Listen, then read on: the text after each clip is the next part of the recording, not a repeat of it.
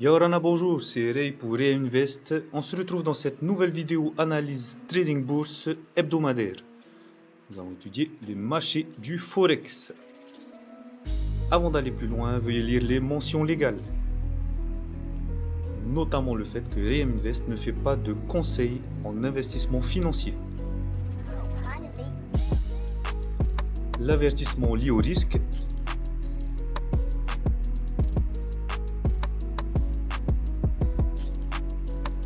Et avant de commencer, si ce n'est pas déjà fait, abonne-toi, active la cloche pour recevoir les notifications lorsqu'on fait de nouvelles vidéos. C'est parti.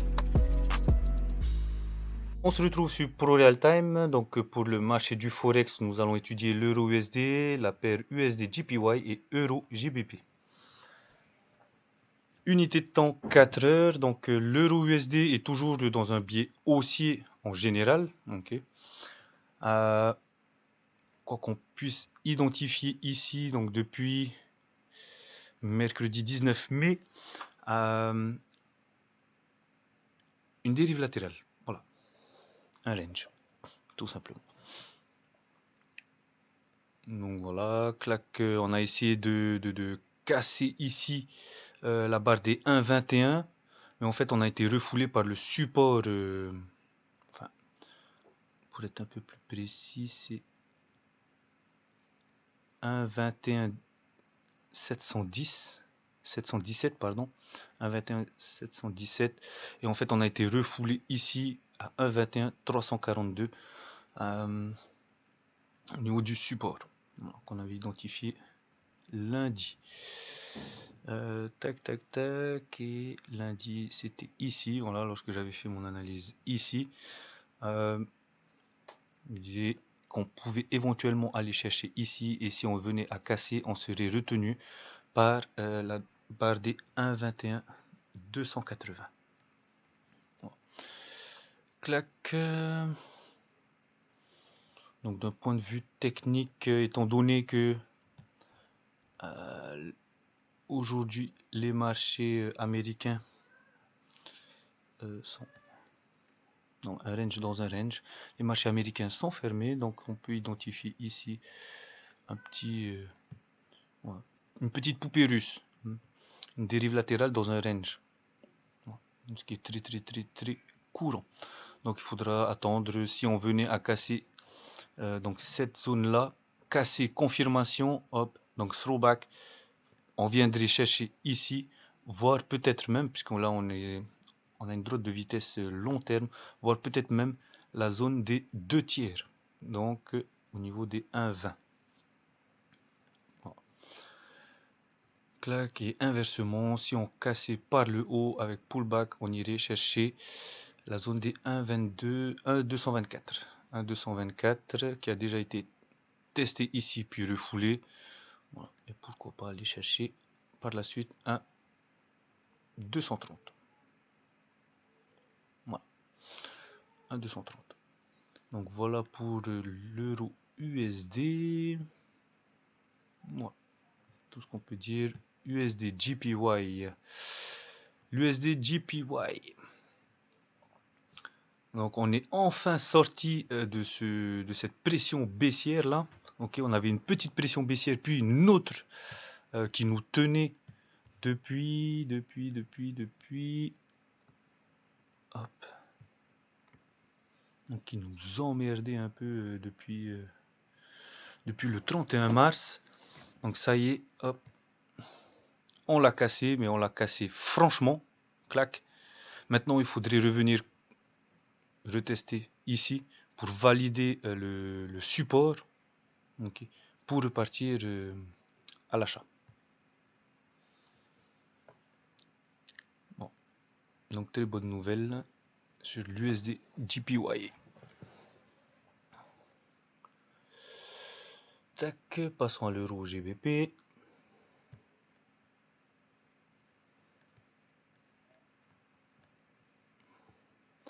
Euro GBP, donc la pression vendeuse est toujours là, hein, malgré le fait qu'on ait un biais haussier. La pression vendeuse depuis le 26 avril nous maintient. Voilà, donc Au départ, je pensais qu'on allait simplement rester à l'intérieur et en fait, à l'intérieur de ce rectangle. Donc, ce qui est le cas, hein. Voilà, on a eu une tentative de cassure ici par le bas. On a vite réintégré le range.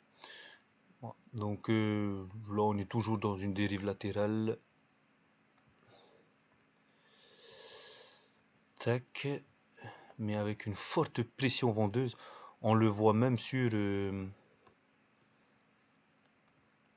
la bougie de ce matin.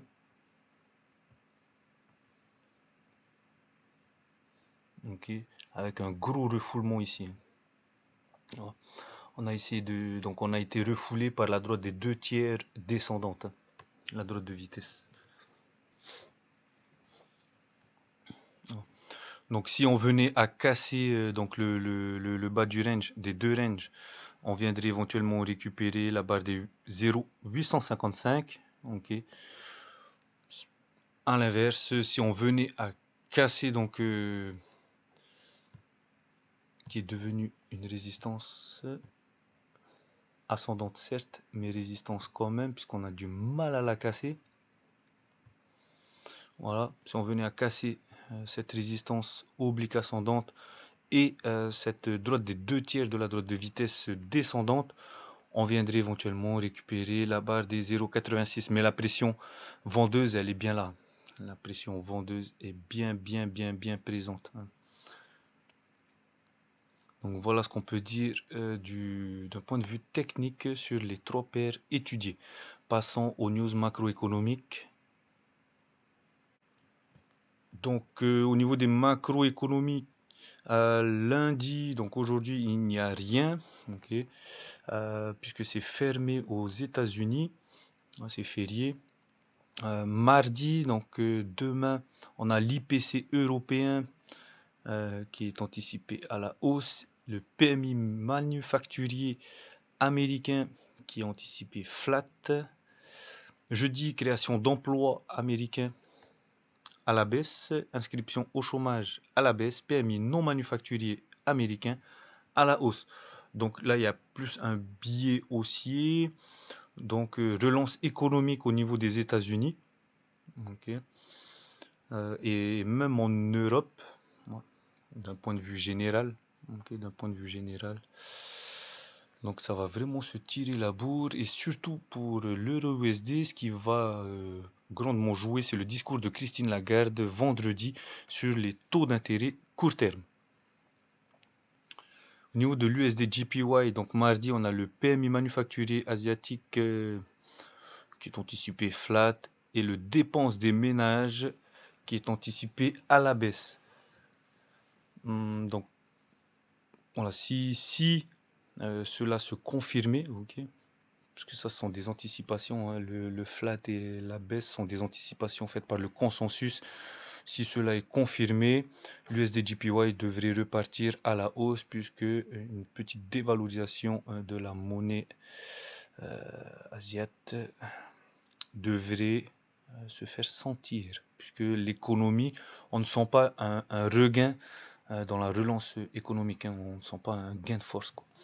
Au niveau de l'euro GBP, donc je ne reprendrai pas ce qui a été dit ici, ok, en Europe, hein. Voilà.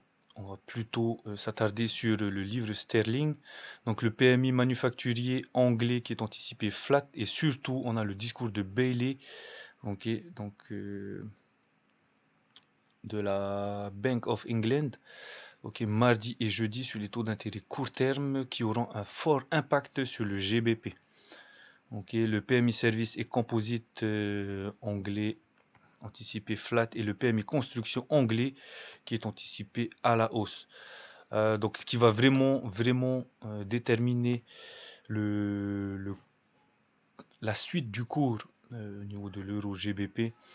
Ouais, au niveau de l'euro GBP, donc c'est surtout le discours de Bailey mardi et jeudi, et vendredi on a le discours de Christine Lagarde qui pèsera vraiment sur le marché. Ok, donc actuellement mes conclusions c'est qu'on est dans un range au niveau de l'euro GBP avec une forte pression vendeuse quand même. Ouais, une forte pression vendeuse. Au niveau de l'euro USD, on est range. Et au niveau de l'USD JPY, on est haussier. Avec en plus ces news macroéconomiques qui devraient confirmer un peu ce biais haussier et pousser l'USD JPY à la hausse. Nous avons terminé. On se retrouve la semaine prochaine pour une nouvelle analyse. N'oublie pas de t'abonner, active la cloche pour les notifications, like si la vidéo t'a plu et commente. Nous sommes également présents sur les réseaux sociaux, Facebook et Instagram, le tout dans la description. One life to act.